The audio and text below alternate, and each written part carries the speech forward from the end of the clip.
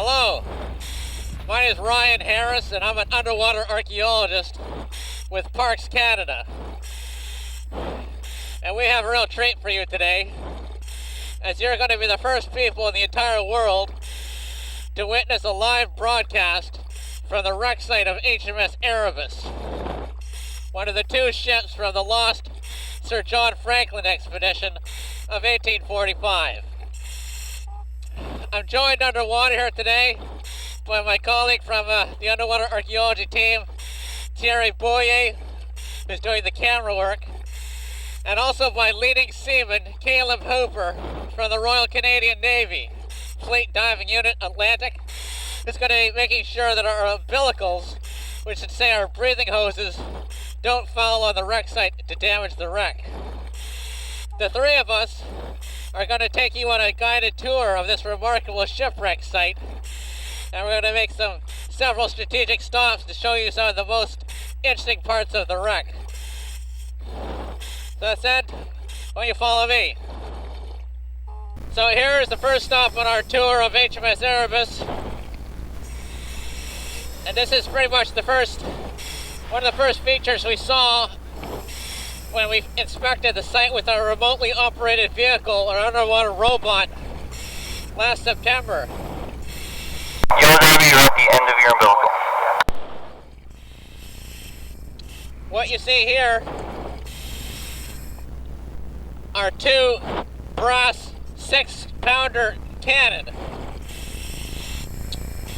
We were able to determine the caliber of the guns by measuring the diameter of the bore of the gun. So these guns would each shoot a 6-pound cannonball. Now you might ask yourself, why does an exploration ship have cannons on board? Well, at the same time, it was also a Royal Navy ship, and it was sent into the Arctic with a minimum armament, we believe, of one 12-pounder and two 6-pounder cannons. After it was meant to go through the Northwest Passage, Erebus and Terror were meant to go all the way back to England via the Pacific, and they never knew why or what situation they might be in where they would actually have to defend themselves. So these two beautiful guns were a clear indication at the outset that we were indeed looking at a Royal Navy vessel. Here we are at the stern of the ship. This big timber to my left is the stern post, and this is the rudder post, the timber to which the rudder was attached.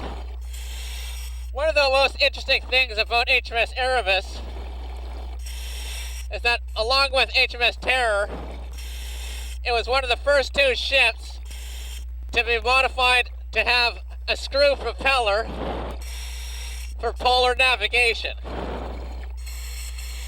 The ship was provided with 12 days of coal, and they were told to only use the steam engine when there was no wind to drive the sails, or when they had to get through a temporary opening in the ice called a lead.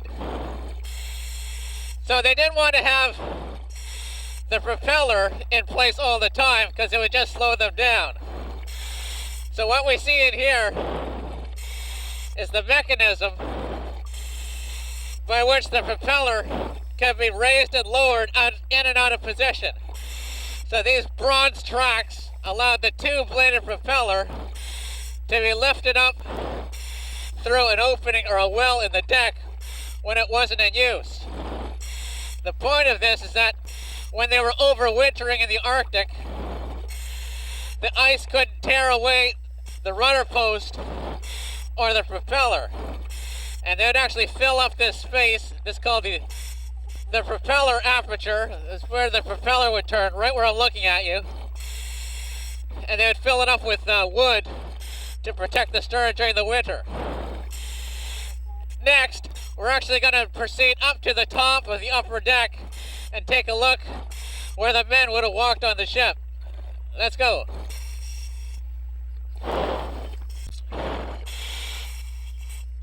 Now we're on top of the quarterdeck.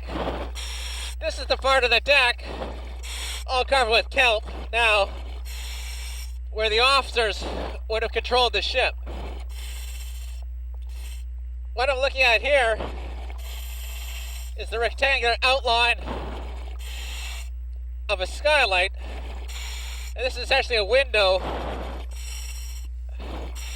that would have looked down into the wardroom where the senior officers would have taken their meals. Officers like Commander James Fitzjames, the second in command, Stephen Stanley, the ship's surgeon on Erebus, and Lieutenant Graham Gore, the first lieutenant. This large cylindrical object beside the skylight is actually the ship's tiller. This is the long contraption that would have allowed the ship's wheel or the helm to actually turn the rudder back and forth to steer the ship. So this tiller would have gone all the way back to the top of the rudder or the rudder head, and it's very long. It's over 12 feet. It's made out of bronze to be quite strong. And this is because when they added the propeller to Erebus in 1845, they had to make the ship a little bit longer, so they needed a longer tiller. A little bit farther forward of the skylight over the wardrobe, we put this feature of the upper deck. This is the tallest part surviving on the wreck of HMS Erebus. This is actually the ship's capstan. The capstan was essentially a large barrel that would turn on its axis, and it was used to provide mechanical advantage for managing the ship's heavy sails and yards, the various spars for controlling the course of the ship. The capstan would also be used to assist the windlass farther forward in retrieving the ship's heavy anchors and anchor chain. Let's proceed farther forward towards the main mast.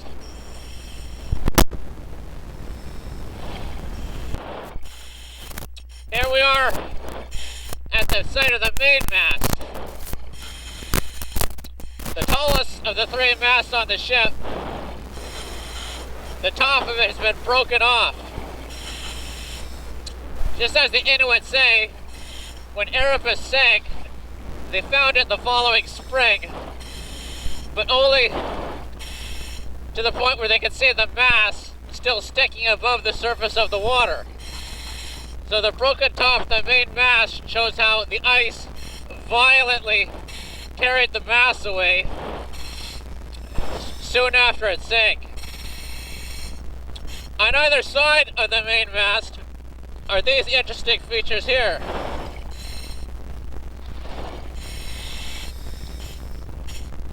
This is the Portside Bilge pump. These are the pumps that sucked water right out of the bilge to these tubes here, so they can get it out of the hold. Any wooden ship takes on water, and if it isn't pumped out regularly, the ship will sink. So this attractive brass bilge pump is actually a patented massive bilge pump, and there are going to be two tubes. It'd force air down one tube and suck water out the other. It's a double action pump. What we don't know is how HMS Erebus sank. Possibly after the last crewman left the ship, there was no one left to pump it out anymore, and it gradually filled and sank.